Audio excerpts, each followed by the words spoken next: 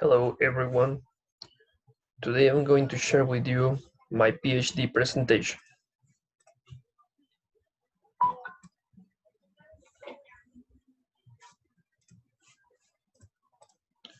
So my PhD presentation is seismic response of stiffeners in steel structures. It is part of the PhD in science offered by the Pontificia Universidad Católica de Chile. So we are going to see the basics. What are stiffeners? In the civil engineer world, we call stiffeners to these frames that we add in the image on the right. In the left image, we see a building, a steel building without the stiffeners. In the right building, we see some diagonal frames that are the stiffeners. And the reason to do that is that a stiffener adds some stiffness to the main structure. See? So a building without stiffeners will move very often than a building with stiffeners. So what are the zone of study? The zone of study is Santiago in Chile, and we need to see how these stiffeners get affected by the earthquakes. There are various earthquakes in Chile. There are interplate earthquakes. These are shown between the cortex plates beneath the ground, and they are 40 to 60 kilometers deep. We have interplate earthquakes. Interplate earthquakes are those who are far deep than the others.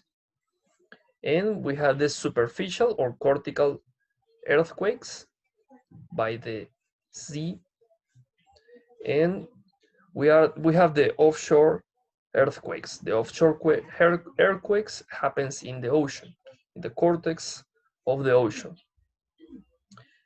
and they are called other rise earthquakes. In this study, we focus on the type A and type C, and as we can see in the image on the right of the screen. So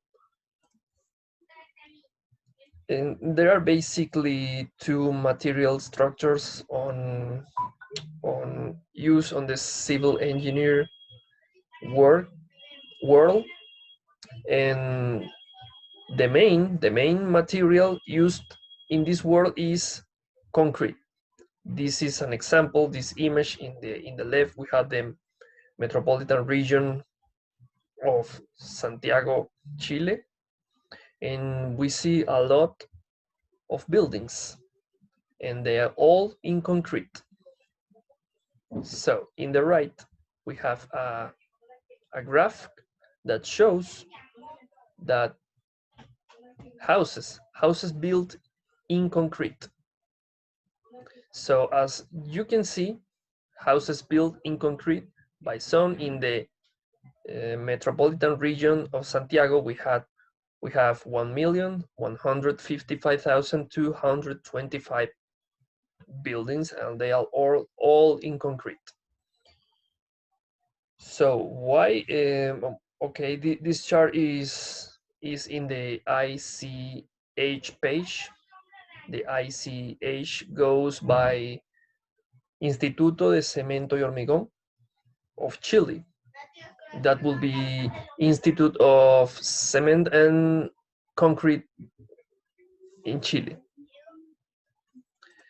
So there is also steel structures in Chile, but they are most of them, they are not used by to make buildings for people to their houses.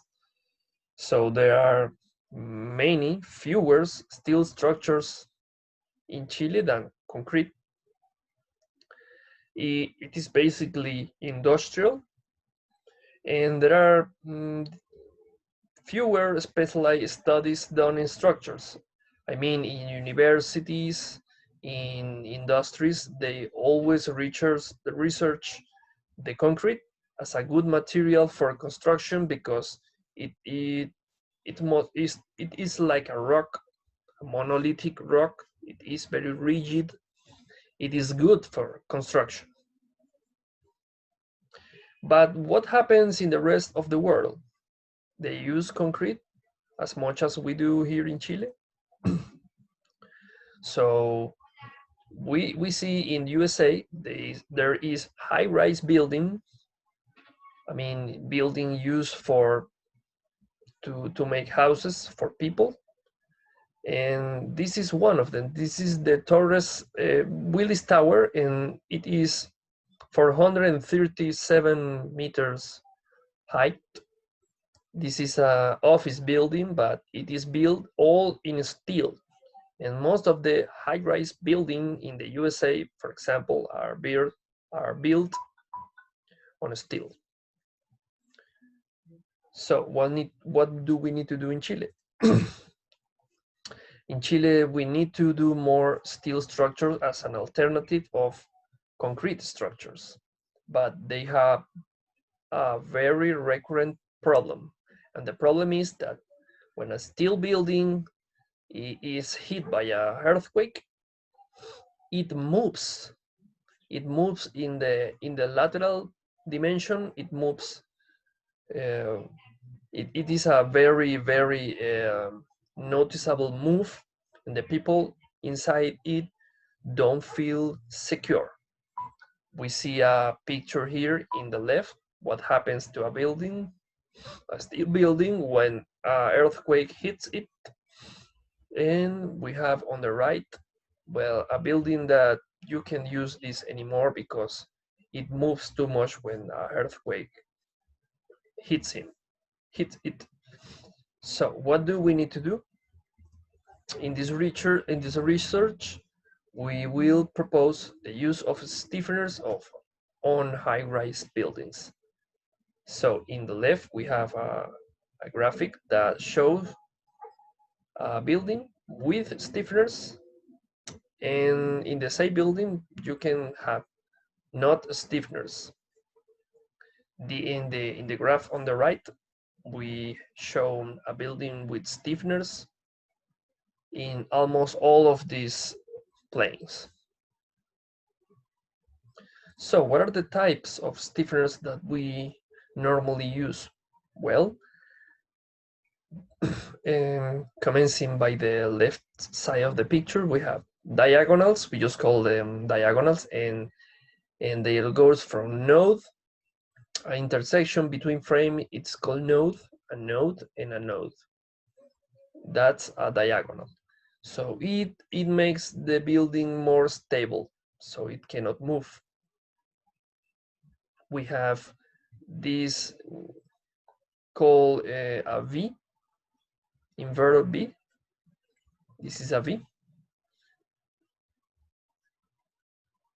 And we have the X type and the K type. They are all good, but this is what we call in engineering concentric buildings, concentric stiffeners, I mean, from node to node. There is some example here. From node to node, we have a frame, and from node to node, we have a frame.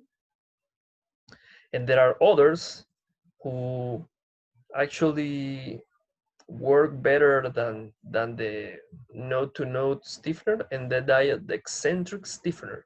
The eccentric stiffener, it let gaps between the connections of the diagonals, as we shown here in this picture. In this picture, we have eccentric stiffeners. So how are we going to do this? Well, first, the source. The source is when a seismic event happens, when an earthquake happens, it is the source. It will be generating waves that travel under the surface, and then we have some station equipped with the receivers, and the receivers transform into a seismogram. We are going to get that from a web page called Iris, and then we can extract some acceleration versus time chart. So we transform the acceleration versus time chart